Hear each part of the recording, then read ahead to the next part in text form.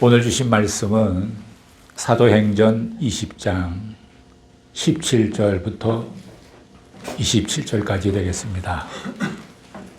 제가 먼저 17절을 읽겠습니다. 한 절씩 번갈아 가면서 읽도록 하죠. 바울이 밀레도에서 사람을 에베소로 보내어 교회 장로들을 청하니 오매 저희에게 말하되 아시아에 들어온 첫날부터 지금까지 내가 항상 너희 가운데서 어떻게 행한 것을 너희와 아는 바니 곧 모든 겸손과 눈물이며 유대인의 관계를 인하여 당한 시험을 참고 주를 섬긴 것과 유익한 것은 무엇이든지 공중 앞에서나 각 집에서나 꺼림없이 너희에게 전하여 가르치고 유대인과 헬라인들에게 하나님께 대한 회개와 우리 주 예수 그리스도께 대한 믿음을 증거한 것이라. 보라 이제 나는 신령의 매임을 받아 예루살렘으로 가는데 저기서 무슨 일을 만나는지 알지 못하노라. 오직 성령이 각 성에서 내게 증거하여 결박과 환난이 나를 기다린다 하시나 나의 달려갈 일과 주 예수께 받은 사명 곧 하나님의 은혜의 복을 증거하는 일을 마치려 하면은 나의 생명을 조금도 귀한 것으로 여기지 아니하노라. 보라 내가 너희 중에 왕래하며 하나님 나라를 전파하였으나 지금은 너희가 다 내 얼굴을 다시 보지 못할 줄 아노라. 그러므로 오늘 너희에게 증거하노니 모든 사람의 피에 대하여 내가 깨끗하니 27절 함께 읽죠. 이는 내가 꺼리지 않고 하나님의 뜻을 다 너희에게 전하였습니다. 아멘. 오늘의 말씀은 사도행전 설교를 쭉 차례대로 하면서 오늘의 말씀은 바울의 눈물의 권면이 되겠습니다. 사도 바울과 그 일행은 예루살렘으로 가기 위해서 일정을 짜고 있습니다. 1차, 2차 전도 여행, 3차 전도 여행까지 모두 마무리하고 떠나는 여행이었습니다. 그래서 에베소 들리지 못하고 바로 항구 도시인 밀레도에 도착합니다. 밀레도에 도착한 바울은 사람을 에베소로 보내서 그곳 섬기는 장로들을 초청을 합니다. 그리고 그 장로들에게 이제 마지막 고별 설교를 더불어서 권면의 말씀을 하는 내용이 오늘의 본문이 되겠습니다. 오늘의 본문 17절, 18절을 한번 같이 다시 읽어보실까요? 시작. 바울이 밀레도에서 사람을 에베소로 보내어 교회 장로들을 청하니 오매 저희에게 말하되 아시아에 들어온 첫날부터 지금까지 내가 항상 너희 가운데서 어떻게 행한 것을 너희도 아는 바니 바울께서 행했던 모든 것을 회상하는 말로 먼저 시작합니다. 바울에게서는 그 선교사이지만은 목회자로서의 모습을 느끼게 합니다. 바울은 이 만남이 최후의 만남일지도 모른다는 생각에서 감회 깊은 모습으로 설교하면서 권면하는 것을 볼 수 있습니다. 그는 3년 동안 에베소에서 사역하면서 어떻게 목회했는지, 어떻게 교제를 했는지를 회상을 합니다. 19절에 나와 있습니다. 19절을 한번 보시죠. 시작. 모든 겸손과 눈물이며 유대인의 관계를 위하여 당한 시험을 참고 주를 섬긴 것과 여기서 중요한 단어는 주님을 섬기다라는 말입니다. 그 앞에 있는 모든 내용은 주님을 어떻게 섬겼는가를 수식하는 표현들입니다. 사실 목회란 것은 사람을 섬기는 것이지만 그 사람을 섬기는 걸 통해서 주님을 섬기는 것이 목회입니다. 모든 것을 목회적 관점에서 보면 일들이 다 쉽게 풀려나갑니다. 교수가 학생을 대하는 것, 아버지가 자녀들을 대하는 것, 정부 지도자들이 백성들을 대하는 것, 이 모든 것을 목회적 각도에서 보면 쉽게 해결할 수 있습니다. 바로 이것이 섬기는 것입니다. 사도 바울은 교인들을 섬겼습니다. 그리고 또 교회를 섬겼습니다. 주님을 섬기듯이 그렇게 섬겼습니다. 어떤 태도로 섬겼습니까? 오늘 본문 말씀 보니까 첫째는 모든 겸손으로 섬겼다고 했습니다. 아무리 좋은 일도 겸손하지 하지 않으면 사람들을 실망을 시킵니다. 왜 사람들이 구제하고 때로는 욕을 먹는지 아십니까? 겸손하지 않았기 때문입니다. 자기 이름을 나타내려고 했기 때문입니다. 제가 가끔 보면은 교회에서 크리스마스 때나 연말 연초를 맞이하면 교회에서 그 독거노인이라든가 어렵게 사는 사람들 집을 방문하면서 뭐 라면 박스 같은데 뭘 먹을 것을 잔뜩 들고 가서 선물로 드립니다. 참 아름답죠. 근데 그 케이스를 가만보면 어느 교회라고 또 큰 글자로 또 써붙였더라고요. 이게 진정한 구제인지 자기 이름을 내고자 하는지 잘 모르겠더라고요. 참, 왜 이렇게 사람들이 돈은 필요하지만 상대의 교만은 싫다는 것입니다. 왜 그렇게 사역을 열심히 하는데 열매가 없습니까? 겸손하지 않았기 때문입니다. 인간적인 힘과 지식과 방법으로 주님의 교회는 섬겨지지 않습니다. 아무리 지식이 많고 능력이 있어도 별 효과가 없습니다. 어떻게 섬겨야 합니까? 오늘 본문에 보니까 한두 번 겸손이 아니라 모든 겸손으로 섬겼다고 했습니다. 겸손이란 무엇입니까? 그것은 자신을 생각하지 않는 것입니다. 자기를 드러내는 것은 겸손이 아닙니다. 내 생각, 내 주장, 내 방법으로 밀고 나가면 겸손할 수가 없습니다. 내 것을 자꾸 주장하기 때문에 내 방법으로 자꾸 설득하려 하기 때문에 문제가 생기는 것입니다. 주님은 이런 경우 어떻게 하셨을까? 주님의 생각과 주님의 방법을 생각하는 것, 그것이 겸손입니다. 예수님께서 마가복음 11장 29절에서 나는 마음이 온유하고 겸손하니 내게 와서 배우라 라고 말씀하셨습니다. 겸손은 주님께부터 배울 수가 있습니다. 오래전 일인데 1992년도에 바르셀로나에 올림픽이 있었습니다. 그때 올림픽에 78kg의 그 유도 경기가 있었는데 거기에 일본 선수 아사리 주니치라는 선수하고 한국 선수하고 김병주라는 선수하고 동메달을 놓고 이렇게 싸우게 됐습니다. 경기를 하는데 일본 선수가 이겼어요. 근데 심판이 오심을 해서 우리 한국 선수가 이겼다고 이렇게 손을 들어줬습니다. 그래서 결국은 많은 사람들이 굉장히 그 야유를 묻고 그랬어요. 그러니 얼마나 그 일본 선수가 억울하겠습니까? 근데 기자가 가서 일본의 그 아사리 주니치 선수에게 이렇게 기자회견을 했습니다. 당신은 억울하지 않냐? 당신이 분명히 이기지 않았느냐? 근데 그 사람이 참 이런 말을 하더라고요. 그 상대 선수가 실력이 월등했습니다. 나는 미숙했습니다. 이렇게 말을 하더라고요. 그래서 수많은 사람들이 감동을 받았어요. 그 사람 말에. 이것이 겸손이 아닐까 이런 생각을 해봤어요. 그 나중에 그 한국의 김병주 선수가 그 사람을 찾아가서 사실은 당신이 이겼다고 이렇게 또 위로하고 격려를 해주더라고요. 또 그분에게도 겸손한 모습이 있더라고요. 참 아름다운 모습이었습니다. 이렇게 겸손하기가 결코 쉬운 것이 아닙니다. 어떨 때는 겸손은 침묵하고 좀 가깝다 하는 생각이 들어요. 내가 조금 섭섭한 말을 들었는데, 내가 좀 억울한 일을 당했는데, 내가 충분히 변명할 수도 있는데 침묵하는 것이죠. 모든 겸손은 자기의 포기이기도 합니다. 이 둘째로 사도 바울은 눈물로 주님을 섬겼다고 말했습니다. 교회의 목회는 겸손의 목회고 눈물의 목회였습니다. 눈물이 언제 나오나요? 우리가 머리로 이해하면 눈물이 나오지 않습니다. 가슴으로 이해할 때, 가슴으로 느껴질 때 눈물이 나오는 것입니다. 대부분의 학자들은 머리로 모든 것을 이해하는 훈련이 되어 있기 때문에 눈물 있는 학자를 만나기가 쉽지가 않습니다.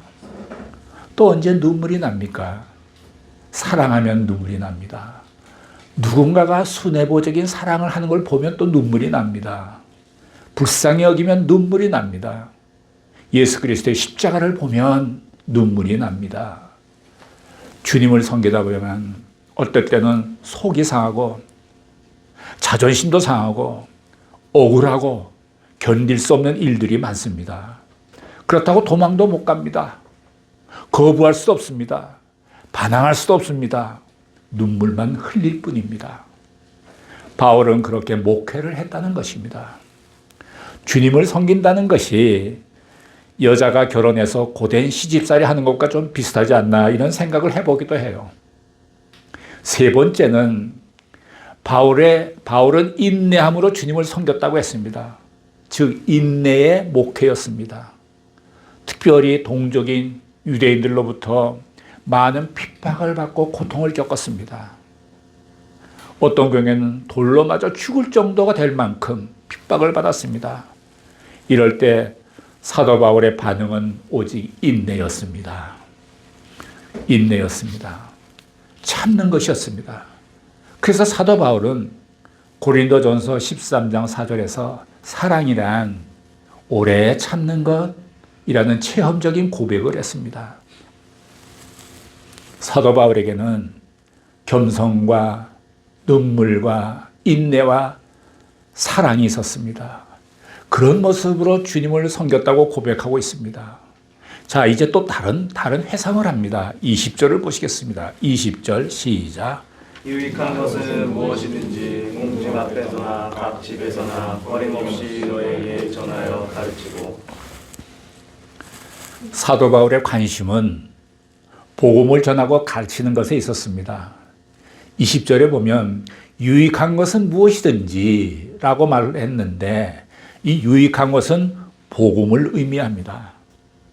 어떤 곳에서든지 사람이 있으면 있는 대로 없으면 없는 대로 유대인이건 헬라인이건 상관없이 복음을 전파하고 가르치는 일이 사역의 목표임을 보여줍니다. 어떤 사람은 분위기를 좀 맞춰줘야 일을 합니다. 그리고 자리를 만들어줘야 일을 합니다. 안 맞으면 거절합니다. 그에게는 분위기와 환경이 주님보다 더 중요한 것입니다. 또한 사도 바울은 회개와 믿음을 증거했던 일들을 회상하고 있습니다. 21절을 보십시오. 21절 시작. 유대인과 헬라인들에게 하나님께 대한 회개와 우리 주 예수 그리스도께 대한 믿음을 증거한 것이라. 선택받은 유대인이나 선택받지 못한 이방인들을 막론하고 필요한 것은 하나님께 대한 회개입니다. 그리고 예수 그리스도에 대한 믿음입니다. 즉 사도 바울은 구원을 가르쳐 주신 것입니다. 구원은 회개와 믿음이라는 두 개의 기둥입니다. 구원은 회개와 믿음이라는 두 개의 기둥입니다. 참된 구원은 회개로부터 시작이 됩니다. 헛 것을 벗지 않고 새 것을 입을 수 없습니다. 우리의 인생이 정리되지 않으면 하나님의 구원이 올 수 없는 것입니다. 자, 이제 사도 바울은 현실의 이야기로 돌아갑니다. 내가 왜 예루살렘에 돌아가야 하는가? 22절에서 이렇게 설명하고 있습니다. 함께 보시죠. 22절 시작. 보라, 이제 나는 심령의 매임을 받아 예루살렘으로 가는데 저기서 무슨 일을 만나는지 알지 못하노라. 우리는 여기서 두 가지를 생각해 볼 수 있습니다. 첫째는 지금 사도 바울이 예루살렘으로 가려고 하는데 그렇게 만드신 분이 성령님이셨습니다. 여기 그랬죠. 심령의 매임을 받아 그곳으로 가지 않으면 안 되었습니다. 우리도 이러한 경험을 가끔 할 때가 있을지 모르겠어요. 내가 원하지도 않는데 자꾸 나를 어디론가 보내실 때가 있습니다. 가고 싶지 않은데 갔을 때 거기에 하나님의 일이 기다리고 있었던 것입니다. 이해하기 어려운 일들이 있을 수도 있습니다. 성령님이 나를 그곳으로 가게 하신 것입니다. 나는 모르고 간다는 것입니다. 성령께서 지금 바울을 예루살렘으로 몰고 가시는 것입니다.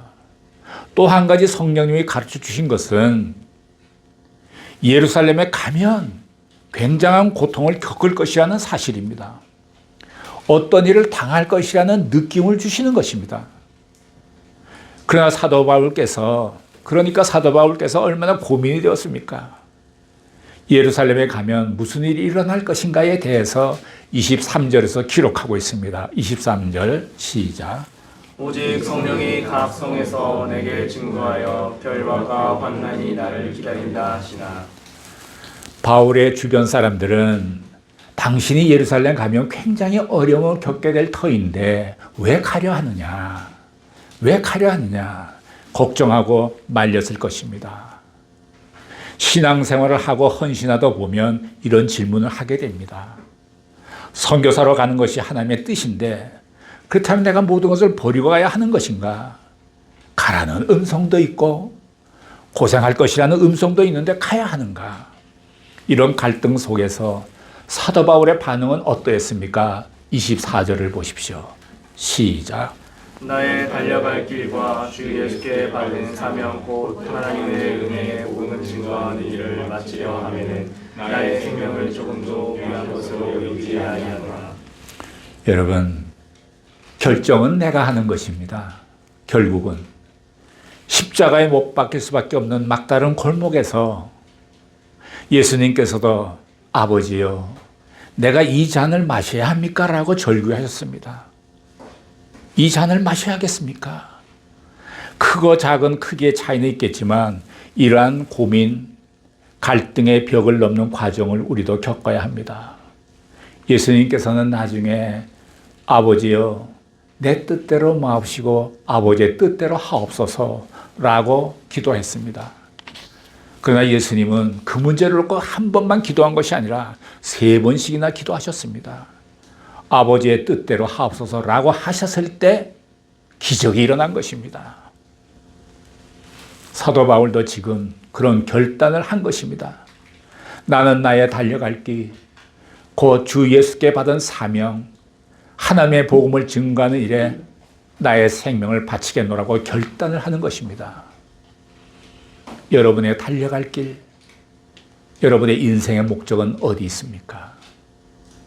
당신의 인생의 방향은 어디입니까? 세상에서 많은 문제를 일으키는 사람들 중에는 교회 다니는 교인들도 많이 있습니다. 예배는 드리는데 세상에 나가서는 세상식대로 사는 것입니다. 내가 안 변하면 내 가족이 변할 수가 없습니다. 내가 안 변하면 내 주변에 있는 사람 변할 수가 없습니다. 내가 안 변하는데 이 세상, 이 사회가 어떻게 변하겠습니까? 사도 바울의 결심은 확실합니다. 복음 증거에 생명을 걸었습니다. 그는 비상한 결심을 말합니다. 25절을 보시겠습니다. 25절 시작. 보라, 내가 너희 중에 왕래하며 하나님 나라를 전파하였으나 지금은 너희가 다 내 얼굴을 다시 보지 못할 줄 아노라. 이 말씀을 보면 이것이 마지막이라는 점을 바울은 알고 있는 것 같습니다. 이제 바울은 예루살렘으로 돌아가면 다시는 아시아로 오지 않습니다. 이것이 마지막 이별이었습니다. 그렇게 헤어지는 것입니다. 헤어진다는 것은 슬픈 일이기도 합니다. 그러나 누구나 만날 때가 있으면 헤어질 때가 있는 법입니다. 헤어질 때 사람의 마음은 무겁습니다. 헤어지고 난 후 그 사람이 어떤 영향을 끼쳤는가를 추억하게 됩니다. 우리들도 오늘 이렇게 모여서 예배를 드리지만 언젠가는 헤어질 것입니다. 함께 있는 동안 하나님의 자녀로서 선한 영향력을 끼치기를 바랍니다. 마지막으로 다음은 26절부터 27절까지 보겠습니다. 시작. 그러므로 오늘 너희에게 증거하노니 모든 사람의 피에 대하여 내가 깨끗하니 이는 내가 버리지 않고 하나님의 뜻을 다 너희에게 전하였습니다. 참 놀라운 선언입니다. 모든 사람의 피에 대해서 내가 깨끗하다는 것은 무슨 말입니까? 무슨 의미입니까? 이것은 좀 히브리적인 표현이기도 합니다. 이것은 복음을 전하지 않아서 멸망을 누가 하게 되면 그 피의 책임을 태만한 전도자가 져야 한다는 것으로 전했는데 믿지 않고 멸망하면 전도자는 그 피에 대해서 책임이 없다는 것입니다.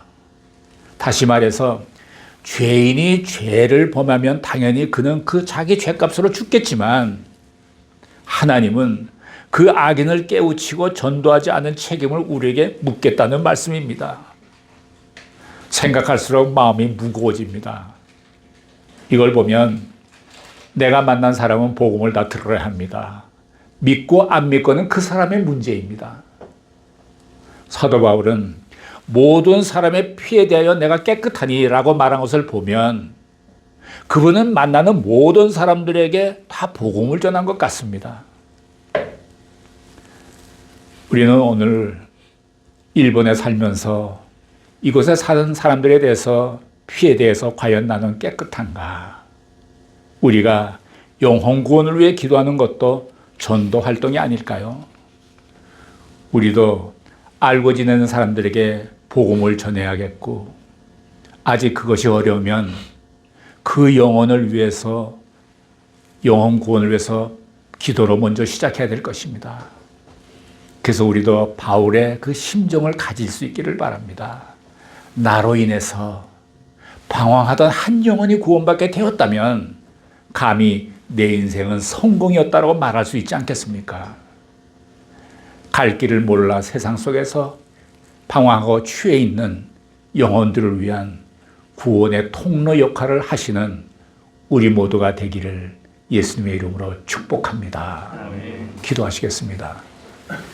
사랑하시는 하나님 아버지, 이 시간에 저희들의 마음에 사도 바울의 심정을 허락하셔서 주변 사람들에게 담대히 그리고 지혜롭게 복음을 전하는 자들이 되게 하여 주옵소서.